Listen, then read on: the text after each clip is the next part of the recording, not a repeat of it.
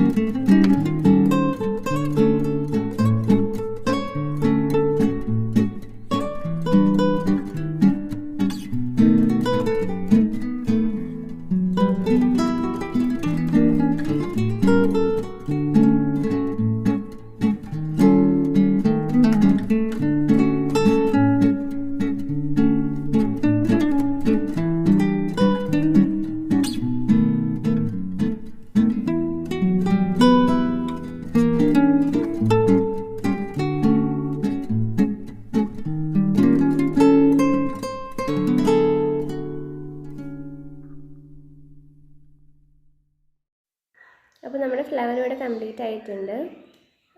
കണ്ടില്ലേ, കൂടുതലും വൈറ്റ് കളറാണ് ഷോ ചെയ്ത് നിൽക്കുന്നത്. ബ്രൗൺ യൂസ് ചെയ്തിട്ടുണ്ടെന്ന് അറിയാനേ ഇല്ല, യെല്ലോയിഷ് കളറായിട്ടാണ് ഫ്ലവർ നിൽക്കുന്നത്. ഇനി ഇതുപോലെ തന്നെ ഇതിൻ്റെ സ്റ്റെമ്മും ലീഫും ചെയ്തെടുക്കാം. സ്റ്റെമ്മിലും ലീഫിലും കൂടുതലും വൈറ്റ് കളർ തന്നെയാണ് യൂസ് ചെയ്തിട്ടുള്ളത്.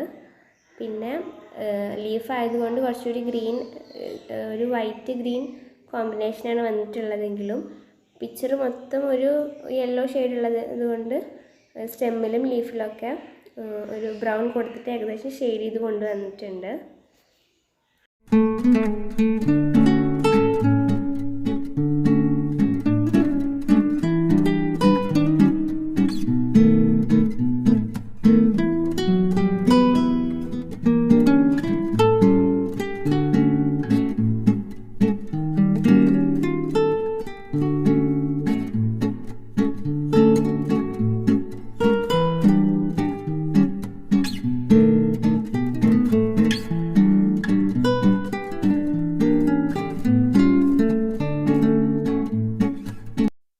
ലീഫ് ചെയ്യുമ്പോൾ സ്റ്റെമ്മ് കൊടുത്ത പോലെ തന്നെ വൈറ്റ് കളർ കൂടുതലും കൊടുത്തതിന് ശേഷം ഗ്രീൻ കളറാണ് ഉള്ളിൽ മിക്സ് ചെയ്ത് കൊണ്ടുവരുന്നത്. സെൻറ്ററിൽ ഗ്രീൻ കൊടുത്തിട്ട് അത് രണ്ട് സൈഡിലും സ്പ്രെഡാക്കി കൊണ്ടുവരികയാണ്.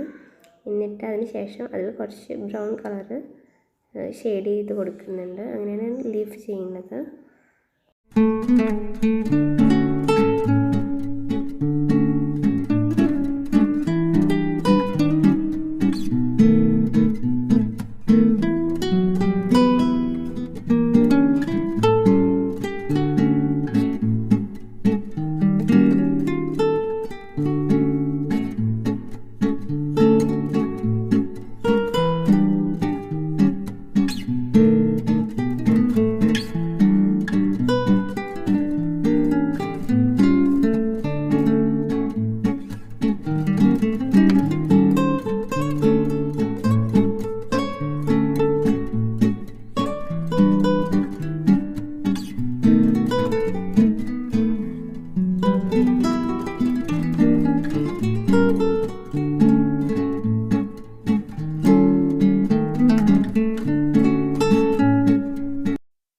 നമ്മുടെ പിക്ചറോട് പെയിൻറ്റ് ചെയ്ത് കംപ്ലീറ്റ് ആയിട്ടുണ്ട്. ഇതാണ് പിക്ചറിൻ്റെ ഫൈനൽ ലുക്ക്. ബ്ലാക്ക് ഡ്രസ്സ് ആയതുകൊണ്ട് തന്നെ ഈ 3 കളേഴ്സ് ഇതിലേക്ക് നല്ല രീതിക്ക് ഷോ ചെയ്ത് കാണുന്നുണ്ട്. ഇങ്ങനെ ചുരിദാറിൽ ഇതെങ്ങനെയാണ് ഉണ്ടാവുകയെന്ന് കാണാം. ഇതാണ് റിങ് അഴിക്കാതെ ഉള്ള ചുരിദാറിൻ്റെ പിക്ചർ ഏകദേശം ഈ ഒരു ഭാഗത്താണ്, താഴെ സൈഡിലായിട്ടാണ് നമ്മൾ ചെയ്തിട്ടുള്ളത്.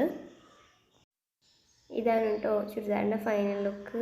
ബ്ലാക്ക് ടോപ്പിലേക്ക് ആ ഫ്ലവർ നല്ല രീതിക്ക് ഷോ ചെയ്ത് നിൽക്കുന്നുണ്ട്. അപ്പോൾ വീഡിയോസ് ഇഷ്ടമായാൽ ലൈക്ക് ചെയ്യുക, സബ്സ്ക്രൈബ് ചെയ്യുക. ഇതുപോലത്തെ വീഡിയോസ് ഇനിയും വരുന്നതാണ്. ഇതാണ് ഞങ്ങൾ വെയർ ചെയ്തിട്ടുള്ള ടോപ്പിൻ്റെ ഫൈനൽ ലുക്ക്.